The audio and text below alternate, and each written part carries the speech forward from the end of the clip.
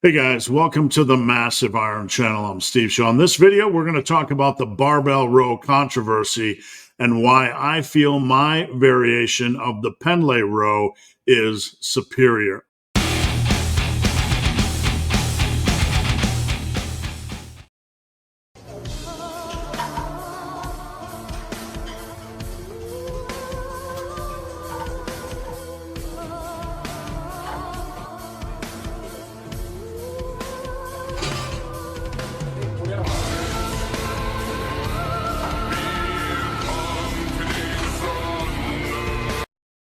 Before I get into this topic, if you guys need coaching, check out the link down below. Coaching is what I do for a living. I would love to work with you. All right, so there's been a little bit of controversy lately, or I would say maybe a little bit of confusion. Joel Twynham, which is T_Nutrition_Fitness, posted this video that we're about to watch on Instagram, and he was combing through a video from Alex Leonidas, Alpha Destiny, talking about the barbell row. Now, Joel has been on kind of a rampage, to put it lightly, and I mean that respectfully, against the barbell row lately. And I do agree with him. I don't do barbell rows. I've never done barbell rows. And I do a variation of the Pendlay row, my variation, which we're going to get into in just a little bit, which I feel is superior for those of you that want to do a barbell type of row. Now, there has been some confusion because honestly, when I started coaching, I was just calling the Pendlay row a barbell row variation. I thought that was pretty reasonable. It's kind of the same movement pattern.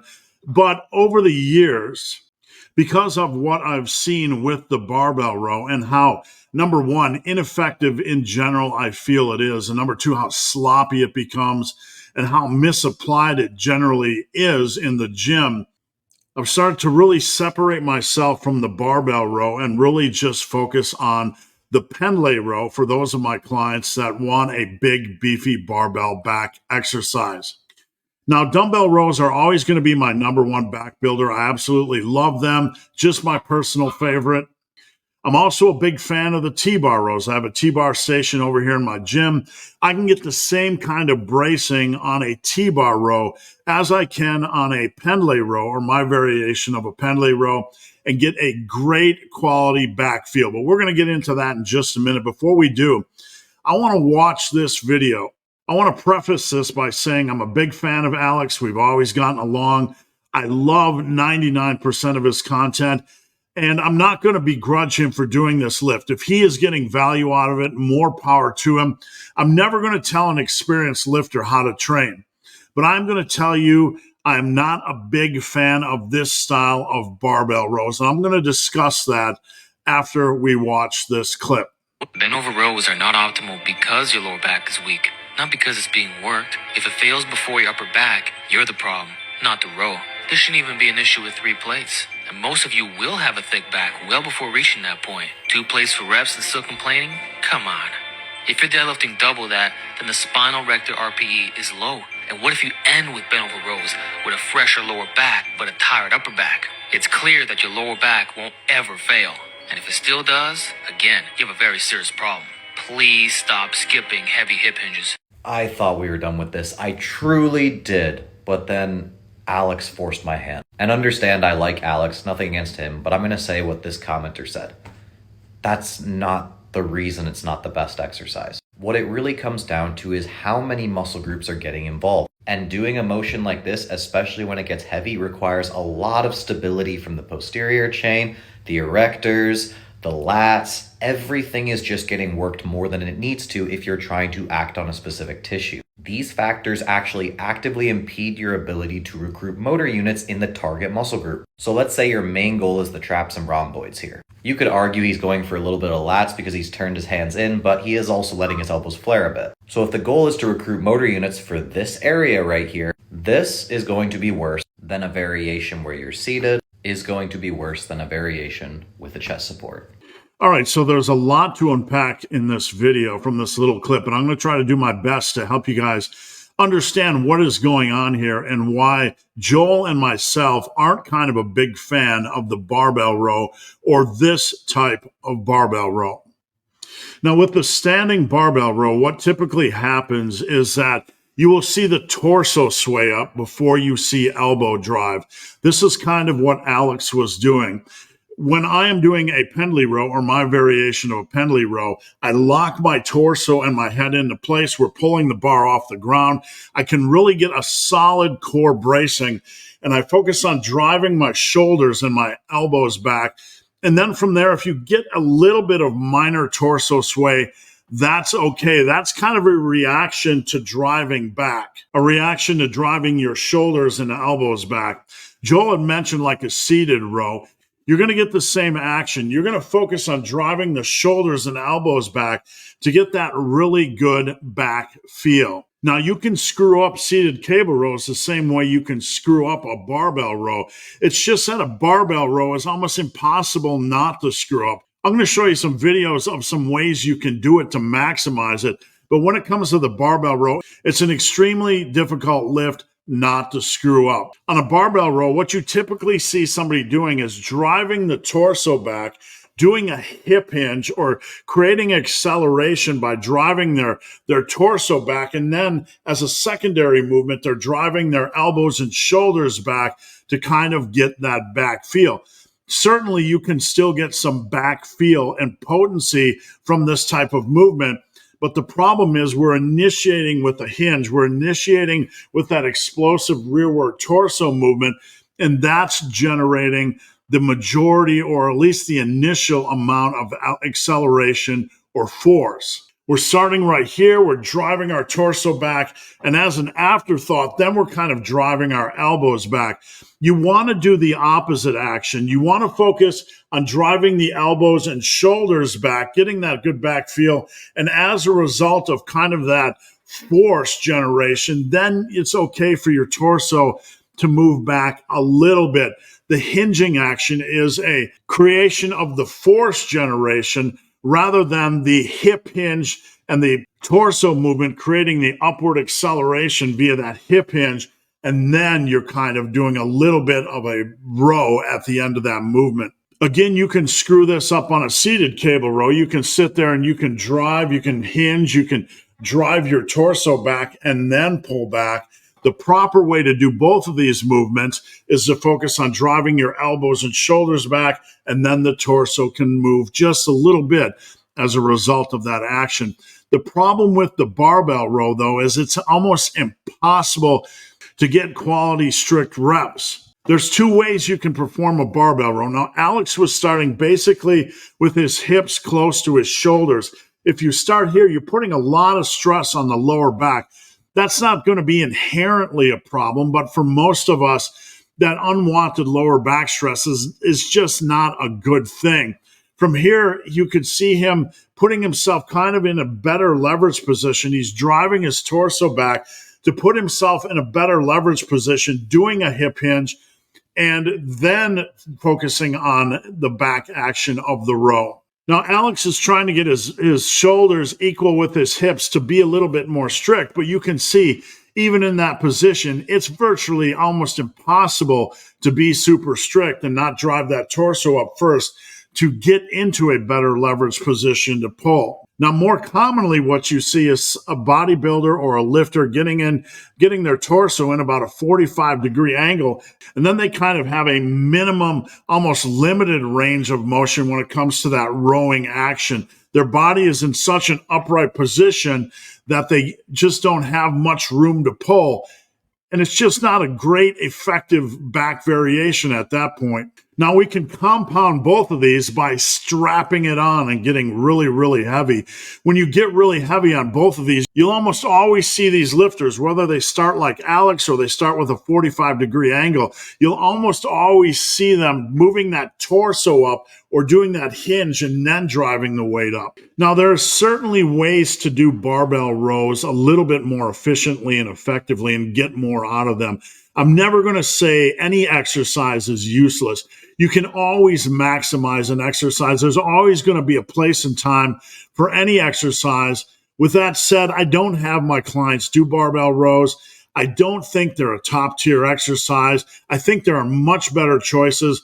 I put out a video on this channel a couple of years ago where I talked about how there's one barbell movement I've never done, and that's the barbell row. Now, I cheated a little bit in making that video because I did do a couple of really light sets with 5 reps or whatever it was to test the movement. But I simply didn't like the barbell row. I don't like being in that 45-degree angle position or around that position. I don't like the feel. I don't like the range of motion.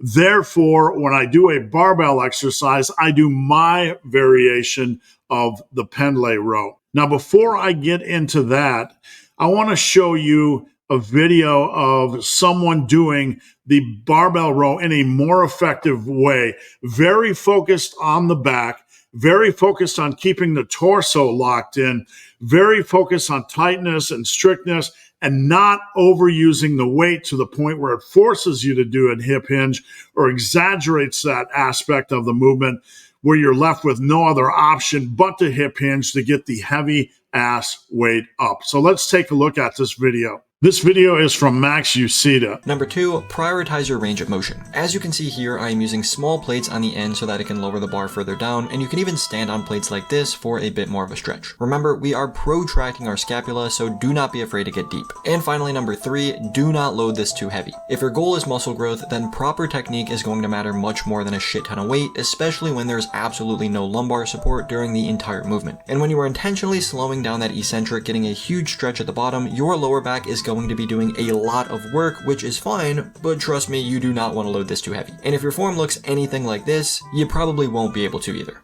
All right, so I think he absolutely nails things in the last part of this video. You can see here how he's doing this lift. Very tight lower back, very strict torso. You're not seeing torso sway or hip hinge. You have to go moderate to somewhat light to be able to perform this movement. And for that reason, you have to ask yourself, is it the best variation to use in that slot in your workout when you could do something like a seated cable row or a chest supported T-bar row? Now, at this point in the video, you can see this is how the average lifter tends to do a barbell row. A little bit of English, a little bit of sloppy, limited range of motion, etc. They tend to go super heavy. I just don't feel it's the best choice when it comes to slotting in something to train your back. Now, I'm not telling you to completely give up on using a barbell to work your back. What I'm going to suggest is my variation of the Pendlay row. Now, the classic Pendlay row, you tend to see your hips pretty equal to your shoulders. This is how Glenn Pendlay recorded the video. We're going to take a look at that in just a moment, but he is pulling off the ground. Now, the way I do the Pendlay row, or my variation of the Pendlay row, is the hips are a little bit below the shoulders. You can even prop the barbell up 2, 3, 4, 5 inches to give you a little bit better leverage starting position. During the Pendlay row, you're able to brace and you're really able to keep that core and head locked in. And the side benefit is I can use heavy ass weight and I'm not getting involved with English. I can get an amazing back feel with heavy ass weight. Therefore, this variation, I say, is a quality choice. If you're trying to debate whether to use a heavy ass barbell exercise, don't go with the classic barbell row. Consider my variation of the Pendlay row. Now, I'm going to show you Glenn Pendlay's original video, or one of his videos, on how he does them. And then I'm going to show you a client of mine and what I consider to be perfect, big, hairy, ugly dude form. All right, this video from Glenn has about 1 million views. Let's take a listen. Now, you can see, for starters, his hips are right at shoulder level. Actually, in this video, his shoulders are slightly below his hips. I don't teach the row this way. Therefore, you could probably say my variation is different than a classic Pendlay row, and that's fair. You can call it whatever you want. We don't need to name things. Call it a Shaw row, whatever you want. I like to get the hips down a couple inches below the shoulders. This puts less stress on the lower back. Not only that, but I feel it allows me to drive the weight back because we're in a better leverage position with more power and better feel. Now, you can see here, you're able to generate really quality power and focus without the torso swing, without that hip hinge. And that's an important part of this video. We want to have that torso and head locked in like it's one unit and be able to generate force. Now, there are many in the muscle building community that fear focused power generation on rows. We're not trying to be sloppy. We're not trying to use English. We're not trying to cheat. You can see here he's not cheating. He's just generating the rows without that torso swaying up. What he is doing is basically the equal and opposite action of a bench press. On a bench press, if you do not generate force, you're not going to get the bar off your chest. On this, the Pendlay row, or my variation, you are generating an equal but opposite force towards your torso. Now, we don't want to get sloppy to the point where you're just ramming it back and everything gets sloppy and loose. We want what I call focused power. You want to first and foremost focus on driving your shoulders and elbows back to feel that back work, to feel your back and lats work. When I do this exercise, I'm locked in. I have a great feel and I get a lot of quality soreness or a noticeable degree of soreness from this movement. So I'm not just doing it recklessly. I have focus power like you can see in this video. All right, so now I'm going to show you one of my clients performing my variation of the Pendlay row. Again, you'll notice the hips are slightly lower than the shoulders. Now, the first thing you're going to see him do is get his hips slightly below his shoulders. You can see the knees are a little bit more bent than in the Glenn Pendlay demonstration video. That's the way we want it. We want either the knees slightly bent or you want to pull with the bar a little bit off the ground. It's okay to use blocks or whatever to elevate that bar just a little bit. From this position, we're going to lock in that torso. We're going to brace the core. We're going to lock in the torso and head like they're one unit. And we're going to focus on that focus power generation while not allowing the torso to sway at all. We don't want to see the torso sway up and then pull. We don't want those sloppy, classic barbell row reps. You can see the shoulders and the elbows. We're focused on driving the shoulders and the elbows back. And as a result, the torso will sway up a little bit, but it's as a result of driving the shoulders and elbows back and focusing on that good quality back rhomboid lat feel and stimulation. Now, I do want to mention the traps in all of this mess because trap training is often misunderstood. And hey, I'm probably one of the people that confuses you. Now, the traps get worked during these and they get worked during the barbell rows.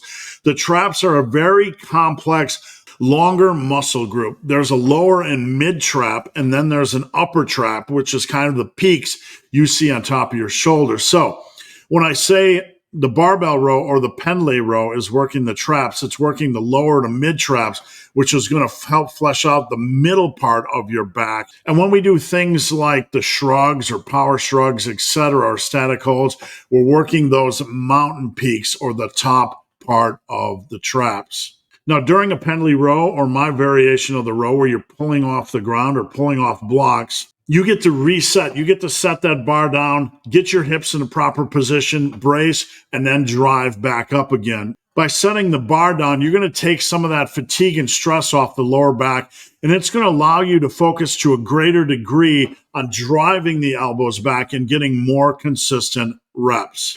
Now, I want to end with the bigger picture because that's what we do here on the Massive Iron channel. If barbell rows work for you, if Yates rows work for you, if you can get a quality back feel and back stimulation, then use the lift. I'm never going to be against a lift if it is working for you. Many, many bodybuilders over the years have used this lift. The big picture here in the Massive Iron world, when we are looking at training, is to look at a quality selection of exercises. If all you did was barbell rows or the classic style of barbell row, I would be a little bit concerned. But inserting this in and then having a quality selection of exercises to back it, that's perfectly fine as long as it's working for you. With that said, I highly encourage you guys to try the Pendlay row, or at least my version of the Pendlay row. Don't hesitate to jack that weight up a little bit off the ground, improve your leverage a little bit, and let me know what you think. You should be able to keep that torso locked in and really feel that back working. All right, guys, thank you guys for watching. Let me know what you think. Drop a comment down below and have a good day.